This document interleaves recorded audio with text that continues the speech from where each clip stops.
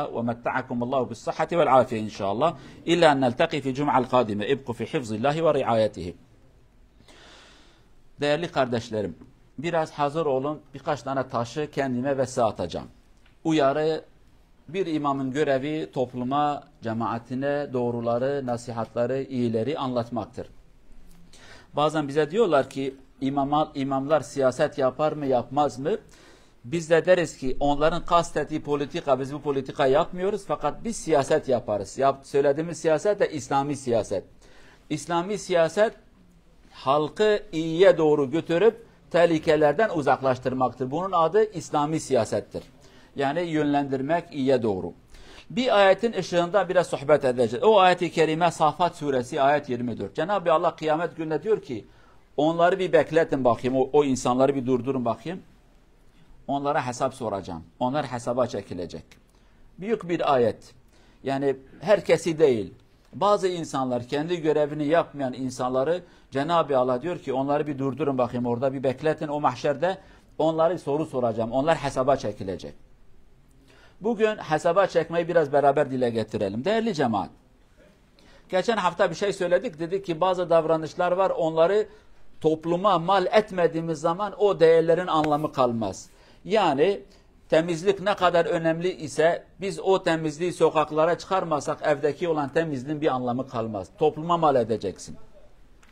Bugün söyleyeceğimiz noktada bazı noktalar var, biz onları topluma mal etmediğimiz zaman, sadece aklımızda kaldığı zaman onun bir faydası olmaz, bir pratiği olmaz. Biz aynı bu zamanki Hristiyanlar gibi oluruz. Hristiyanlar kendi inançlarını kilisede yaşıyorlar. Biz de kendi dinimizi camide yaşayacağız. Sokakta, normal hayatta bizim İslamiyet olmayacak. Onlar gibi oluruz. Sakın. Biz yani cemaat olarak biz bu memleketlere gelen insanlar ve memleketimizde de aynı şekilde 50 sene önce, 40 sene önce, 60 sene önce birçok köyde elektrik yoktu. Telefonlar daha sonra çıktı. Daha sonra ondan sonra bu akıllı dediğimiz telefonlar çıktı. Yani diyelim ki karanlık zamandan aydınlık bir zamana geldi.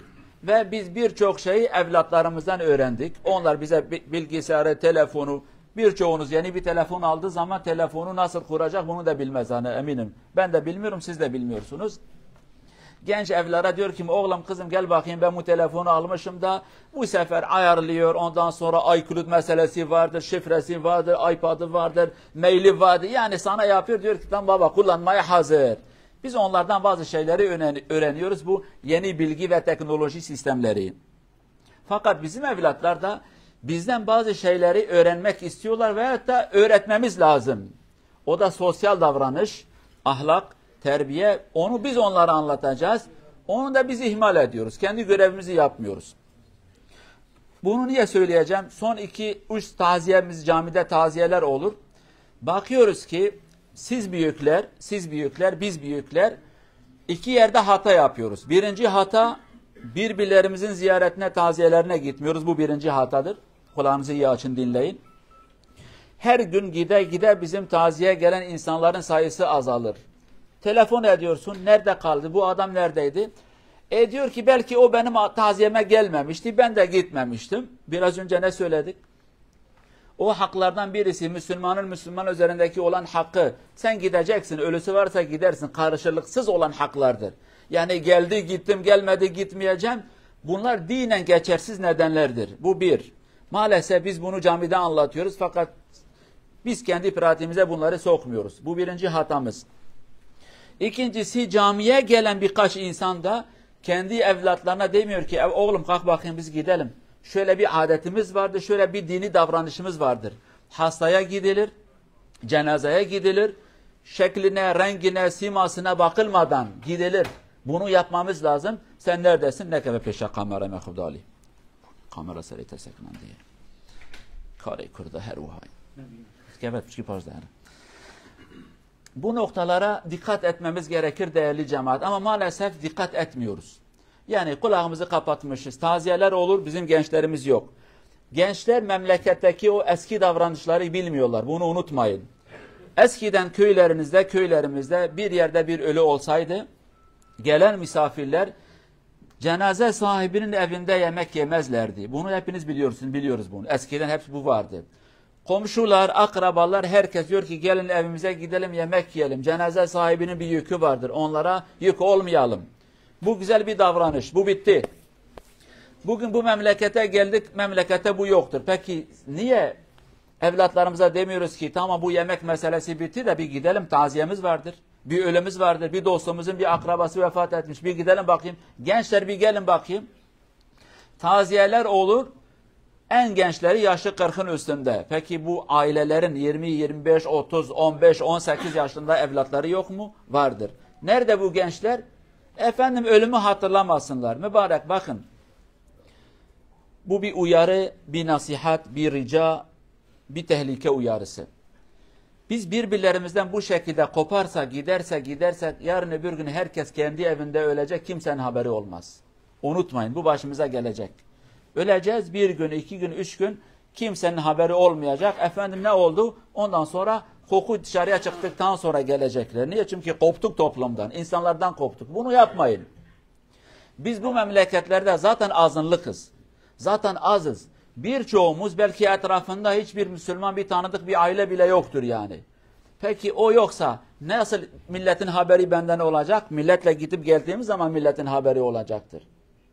Biz bunu ihmal ettiğimiz zaman yarın öbür gün hastane köşelerinde hasta düşer ölür kimsenin haberi olmaz. Evimizde ölür kimsenin haberi olmaz. Sağda solda bir yere gider kimsenin haberi olmaz. Ve bunun vebalı da hep bizim üzerimizde, bizim omuzlarımızda. Memleketimizin o güzel davranışı biz getirmedik.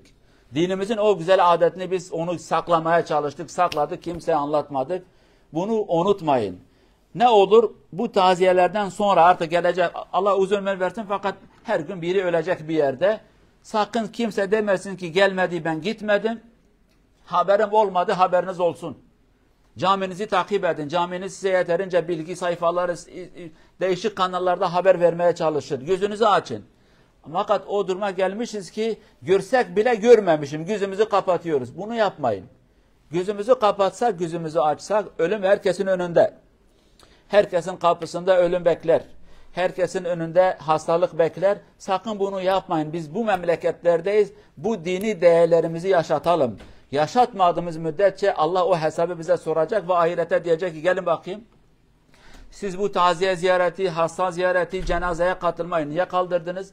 Niye yeni nesile anlatmadınız?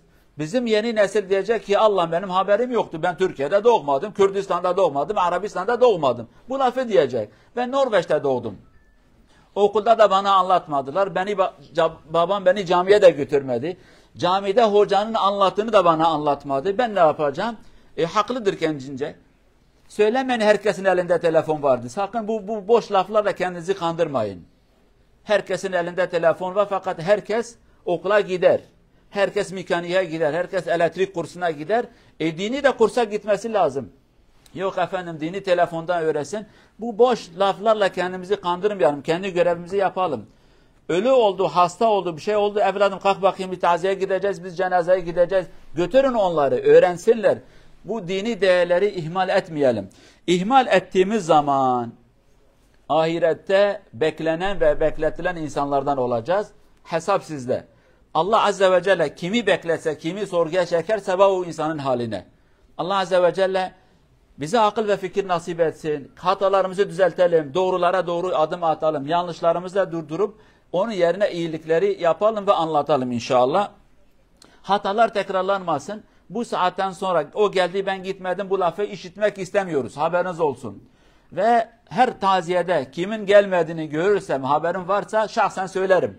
Siz de bana destek olun. Uyarın o insanları niye gelmediniz? Destek vermediğiniz zaman da hesap boynunuzda ahirete boğazınıza yapışacağım haberiniz olsun. Allah'ım anlatmaya çalıştım kimse bana destek olmadı ben söylerim. Günahımı omuzlarınıza atacağım. Omuzlarınızda günah kalmaması için de bana yardım edin beraber halkımızı düzeltelim. Çevremizdeki insanları düzeltelim. Bu kötü davranışlar aramızda normal bir hal almasın. Allah cümlemize sıhhat ve afiyeti nasip etsin inşallah. Hak yolunda yürüyen insanlardan eylesin. Vesselamu aleyküm ve rahmetullahi ve berekatuhu.